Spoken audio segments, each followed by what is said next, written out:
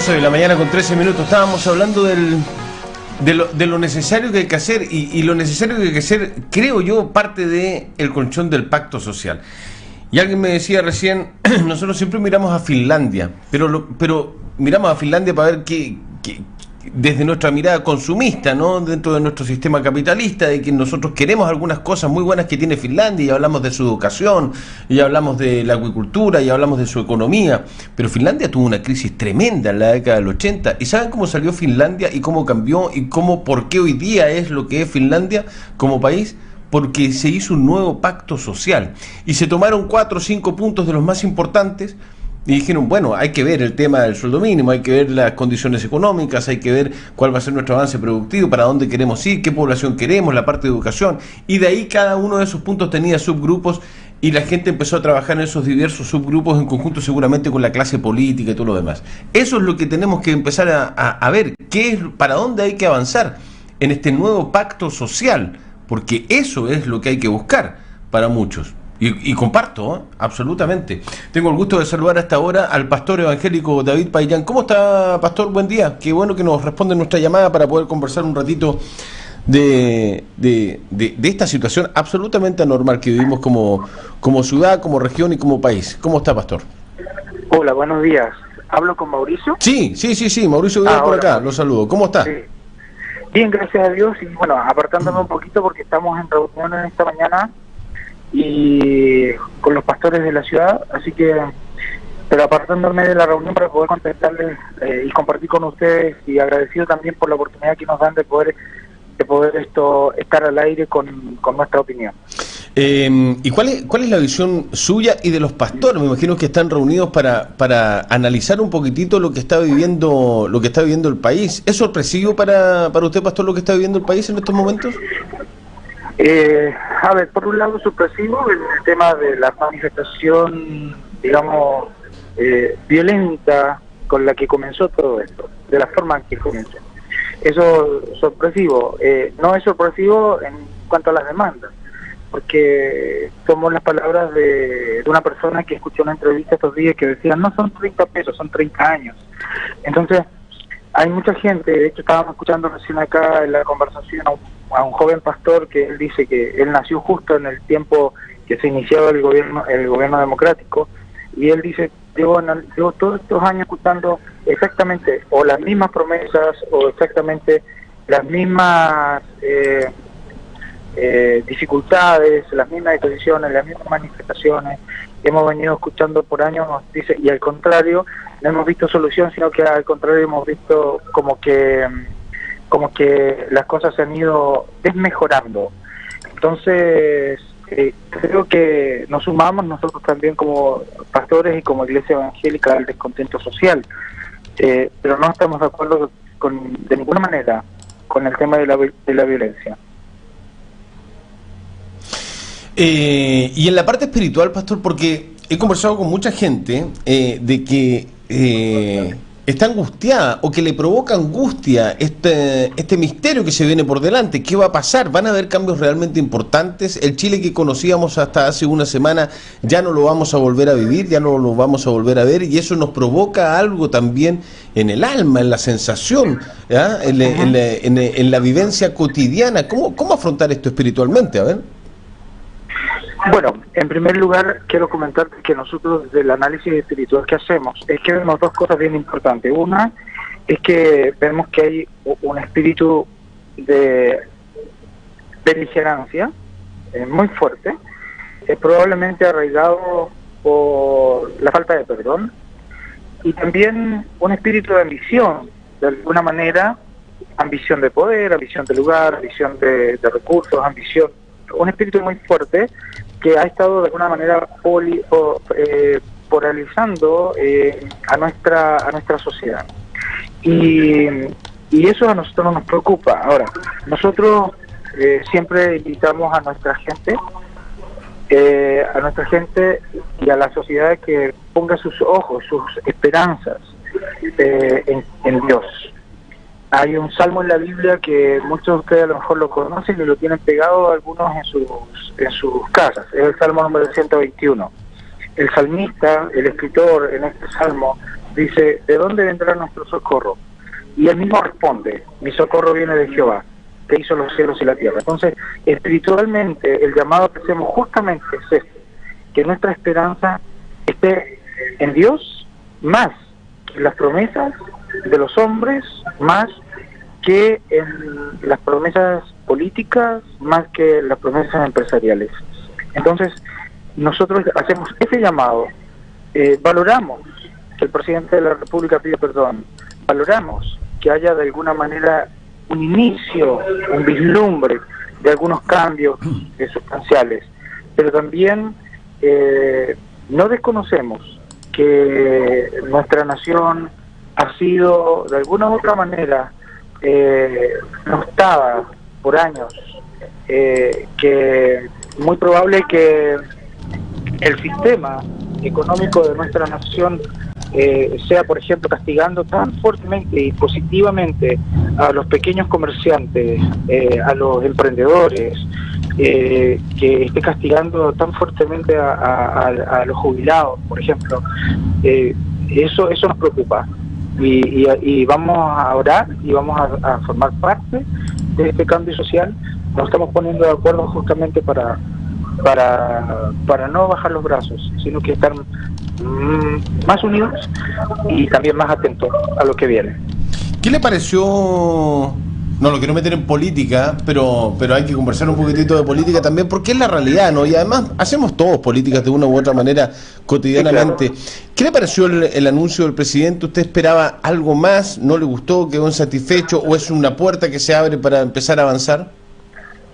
Voy a hablar como obispo evangélico en esta hora porque acabo de escuchar las opiniones de todos mis colegas. Uh-huh. En general vemos que y entendemos que el presidente de la República no tiene todas las herramientas para producir cambios, porque aquí hay cambios que tienen que sí o sí pasar por las cámaras de diputados y de senadores. Entonces, pero que es el inicio, podría ser el inicio de un gran cambio, que podría él a lo mejor arriesgarse un poco más a empujar. También nos dejó ahí como, entre comillas, más esperanzados, por así decirlo. Teníamos, a lo mejor, esperábamos que el presidente de la República se arriesgue un poco más, pero como dije, valoramos, por ejemplo, el que él haya pedido perdón, eso lo valoramos, pero sí, de otra manera, siempre estamos esperando, vuelvo al punto, hay cosas en nuestra nación que por años han sido como el mismo llamado de atención que hace la sociedad. Las jubilaciones, las altas dietas y sueldos de los parlamentarios, el transporte público.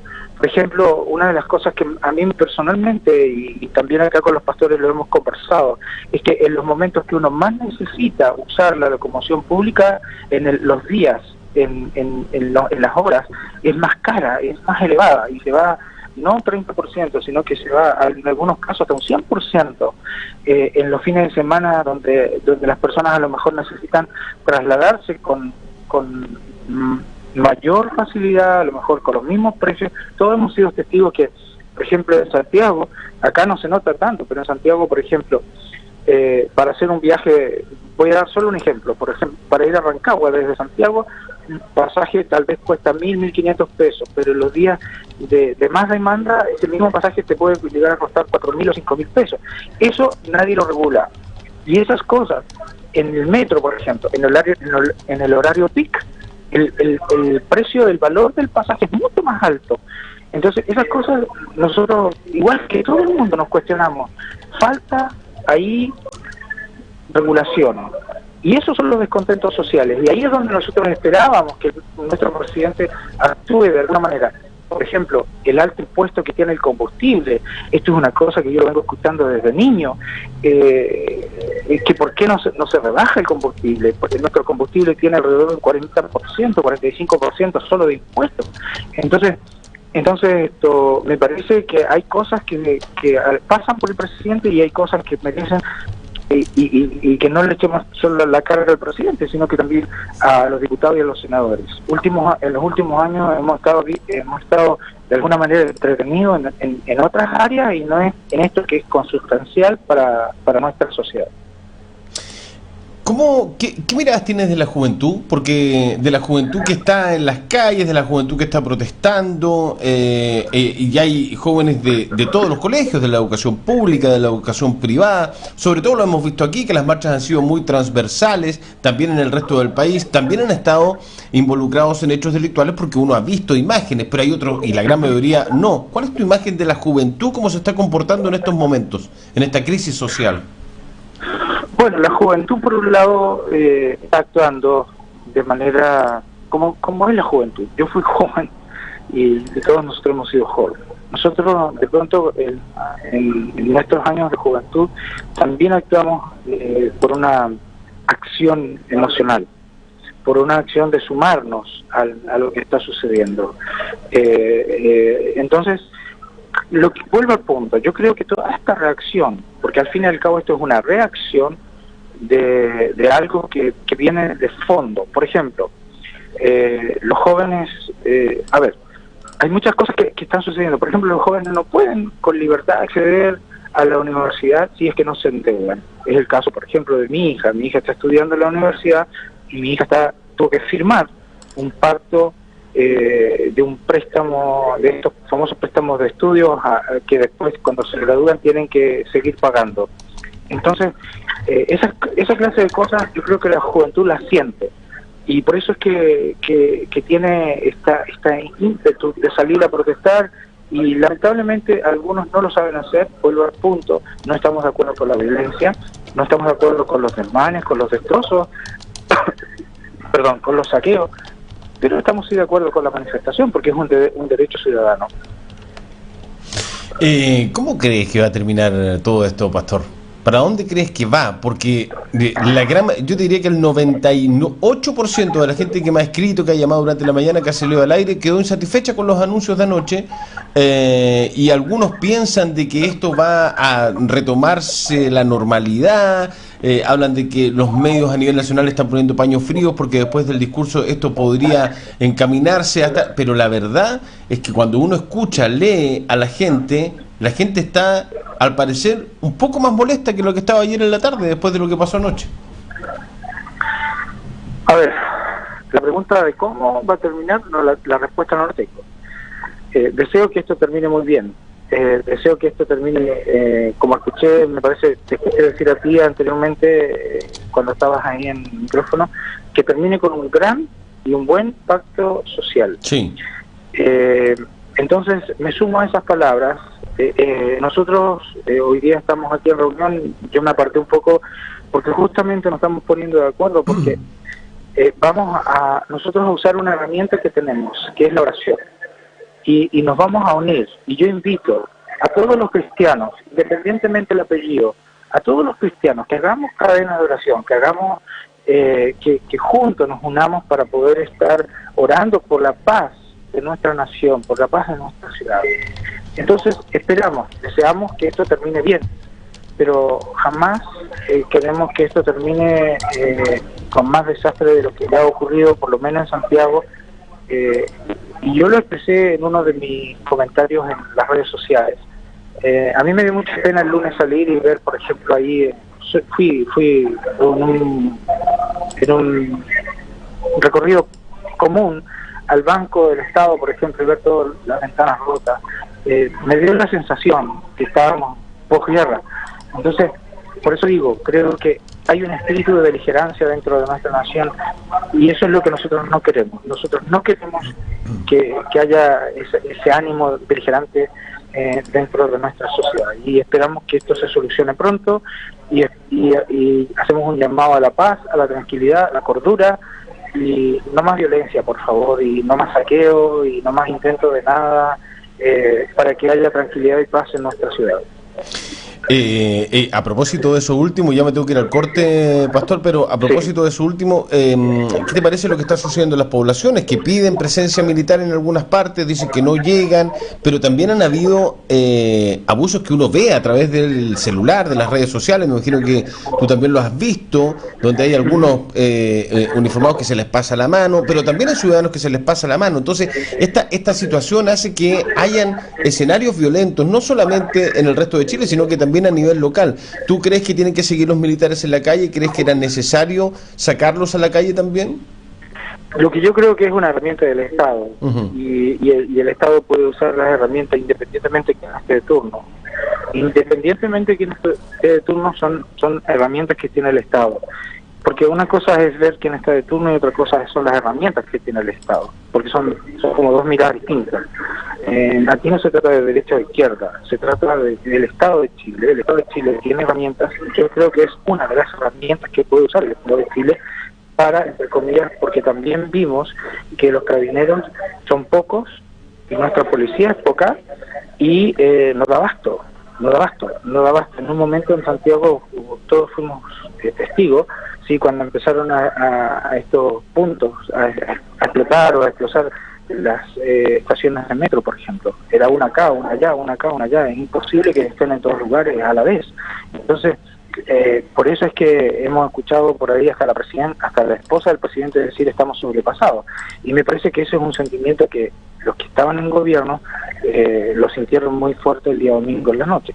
Y estén o no estén los militares en la calle, vuelvo al punto, es una herramienta que tiene el Estado, y por un lado que te van a brindar seguridad y por otro lado control. Ahora, que esto se sobrepase, recordemos que los militares también son seres humanos, no son robots. No. Entonces, y ellos también son ciudadanos. Y yo tengo gente, por ejemplo, que están hace 4 días encuartelados. Entonces, no es vida tampoco para ellos. Entonces, hay que hacer un análisis más humano, sí, de esto, y no tan radicalizando o polarizándolo desde el punto de vista político o desde mi sentimiento o desde mi resentimiento. Entonces, vuelvo al punto, es una herramienta que tiene el Estado, y ahí nosotros, la Biblia es clara en esto, nosotros los cristianos debemos ser respetuosos de aquellos que están, y debemos orar y hacer rogativas, oraciones por aquellos que están en autoridad para que puedan gobernar bien. Pastor evangélico David Payán, muchas gracias por darnos a conocer su punto de vista y su análisis de lo que está sucediendo en el país y en la región a esta hora de la mañana. Que esté muy bien, ¿eh? Muchas gracias, Mauricio, y gracias a Radio Polar. Que esté muy bien, chao, buenos días. Gracias. 11:30, pausa breve, ya partieron marchas. Ya partió la primera marcha de la mañana de estudiantes, profesores, vemos al colegio de profesores, vemos varias cosas que nos están llegando. Ya vamos a tener material e imágenes de lo que está sucediendo en nuestras calles. Vamos a abrir líneas también en los próximos minutos, así que ya nos puede empezar a llamar al 224-1909 y al 224-7874. Volvemos en 2 minutos.